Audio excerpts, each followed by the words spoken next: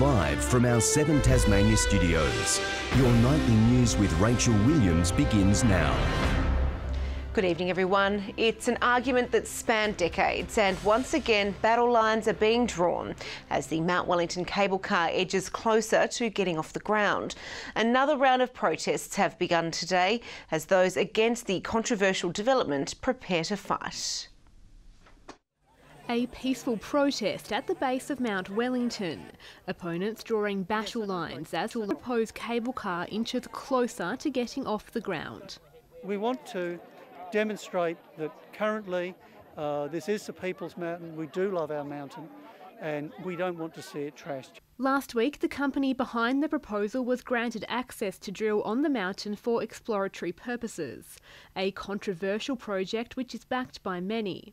I think it's quite a diverse view in the community, and as I said, the government is fully supportive of the cable car, and today we just ask that people who are protesting please do it in a respectful manner.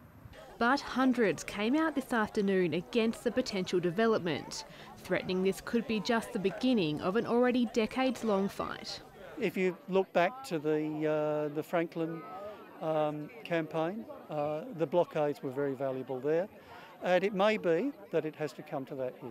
I'm really concerned about the allowance for development on the side of Konanyi because it's a very precious place to Hobartians. We think the mountain does belong to the people of Hobart and that the cable car would really detract from the natural values of the wilderness in this area. The Cableway Company did not wish to comment. Michelle Wisby, 7 Tasmania News. As the world mourns those killed during the Christchurch massacre, here in Tasmania, community leaders are gathering to reassure the local Muslim community and offer support and solidarity. A prominent Muslim leader visiting Hobart this weekend to share messages he received from survivors and families of victims. Flowers and placards at the Hobart Mosque placed here to remember lives lost in the Christchurch massacre as a symbol of support. We had a lot of kindness and support from the wider community, and which we greatly appreciate. People gathering for afternoon prayer, a mood of solidarity more than a week on from the tragedy. The communities are still in a deep shock, and we had a concern for our safety and security. But I think we are now actually coping with that. And the main problem with these sort of things is actually the promotion of hatred and Islamophobia. This South Australian University professor travelled to New Zealand as soon as he heard the news. He's now visiting Hobart, straight from Christchurch, where he spoke with survivors and victims' families. Told me again and again and again that they don't hate, they're not vengeful, and they're not resentful. And I wanted to share that message. Sharing a strong message with our local community. The cycle of hate needs to be broken. The cycle of hate is vicious. Racism needs to be stopped. And we all have a responsibility. Leaders say there's not a lot of outright racism here in Tasmania, but are calling for more community education to break down barriers. We are different in terms of the religion, but we think that we are united in terms of humanity. Events such as the Taste of the World Festival held in Moona today, aiming to build community understanding. Now more than ever that we make that clear that people belong in our community, that they are safe and that they are welcome and valued. A range of multicultural cuisines on offer, more than 10,000 people pouring through the gates to experience something out of their everyday. And when we've got a connected community, we've got a safe community. And although we put up walls and borders, we actually all share the same space, and this just is a living example of that. Louise Hedger, 7 Tasmania News. Tasmanians are being urged to brace for wild weather tomorrow, with severe wind expected to cross the state in the early hours. Gusts peaking up to 100 kilometres per hour are expected in what could be the windiest day since early November. There is a bushwalkers weather alert for the western and central plateau, with snowfall expected to reach down to 900 metres in some parts. The north and west can expect thunderstorms, including heavy rain and hail overnight. For all weather warnings, visit the Bureau of Meteorology website. More than 1,000 medical professionals from across the country have gathered in Hobart, pleading with the federal government for an urgent boost in funding for rural health.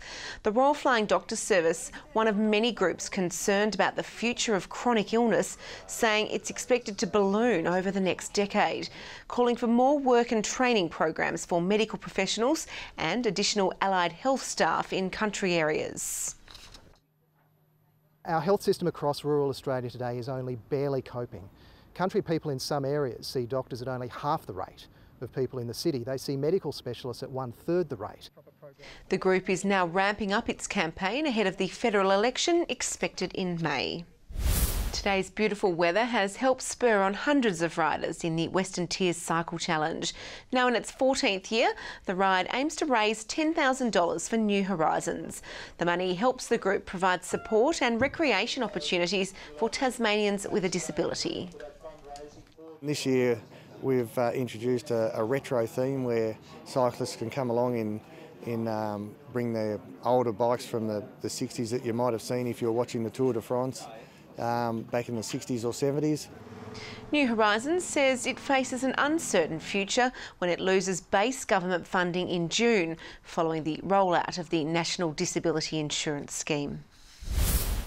And elite and recreational swimmers alike took to the water this morning for the final leg of the Tasmanian Ocean Swim Series.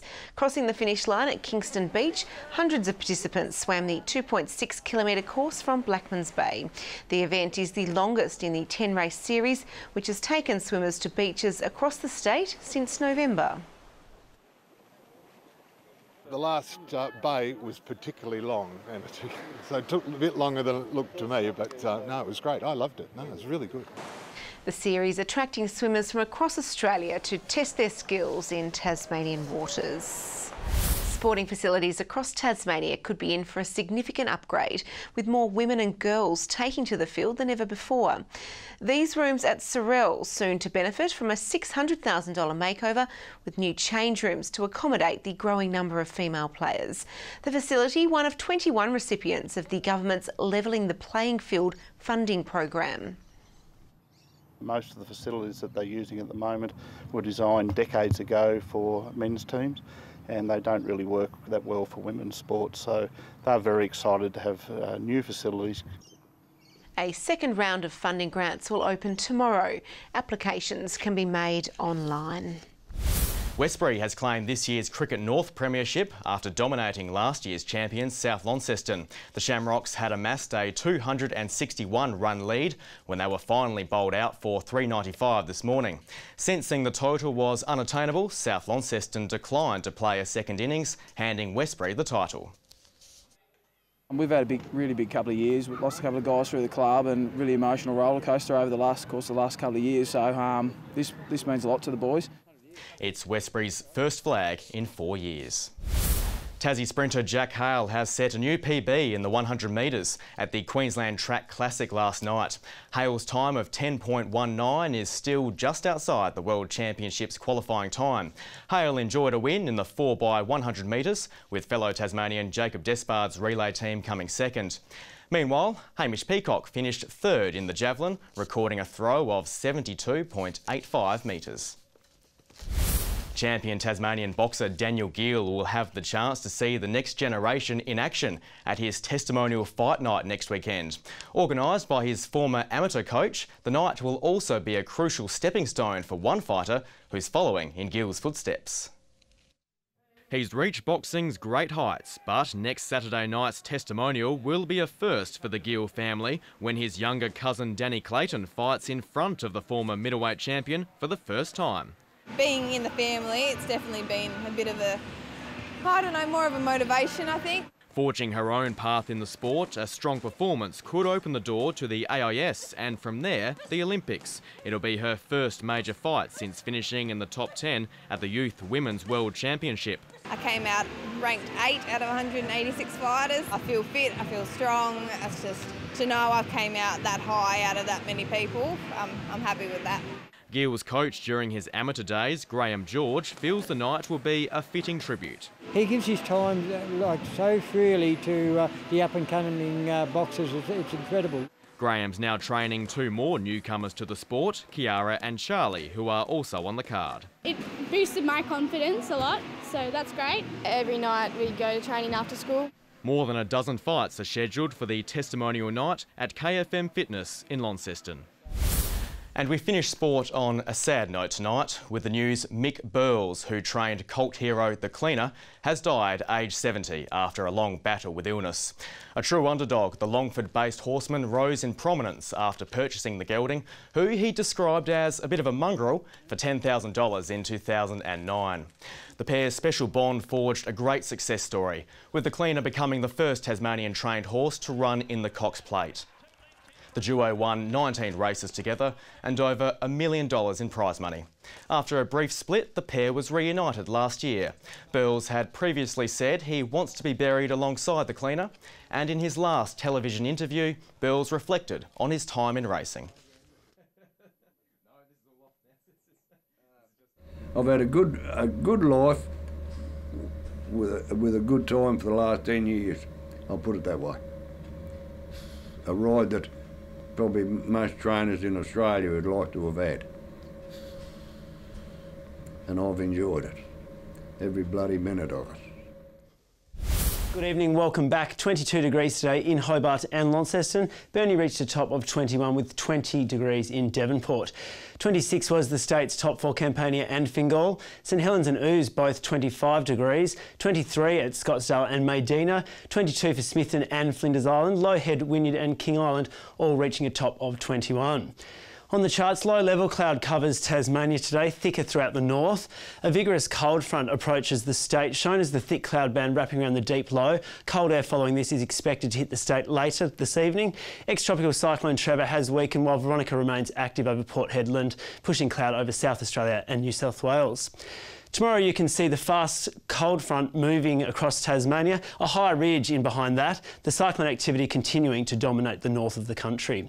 North to northwesterly winds tomorrow, 25 to 40 knots, shifting west to northwesterly early and reaching 35 to 45 about the west and the south, with seas between 3 and 5 metres. There's a severe weather warning current for the entire state for damaging winds, a gale warning for all coastal waters and southeastern inshore waters, and a small craft wind alert for the central and southwest lakes. There's also a bushwalkers alert for the western and central forecast areas and a sheep grazers for all grazing districts. Showers through the south tomorrow, 16 in Hobart, 15 for Dover, Ouse 13, 16 in Launceston and Devonport, showers easing, 15 for Scottsdale, early storms possible. 15 in Burnie and Strawn, 16 for Stanley, showers throughout, with storms possible in St Helens, 17 degrees, 18 for Swansea and 16 at Ross, and the UV is still moderate. Showers expected on Tuesday, more likely throughout western regions. Light showers continuing the west and Bass Strait Islands on Wednesday, mainly fine conditions elsewhere, with showers about the west and the far south on Thursday, fine for other centres. Looking around Australia tomorrow, 28 degrees and a sunny day expected for Perth, 19 with showers in Adelaide and Melbourne, rain for Canberra 23, 28 in Sydney, Brisbane sunny 34 with 32 in Darwin and Broome. And at the moment, 21 degrees in Hobart, 18 and a few clouds about in Launceston and Devonport. Rach, I'd say that is the end of summer and all bad news from here on in, maybe. Oh, I'm looking forward to getting out my Ugg boots. Thank you for that, Sam. Well, that's all your news for now. Thanks for joining us. Have a great week. Good night.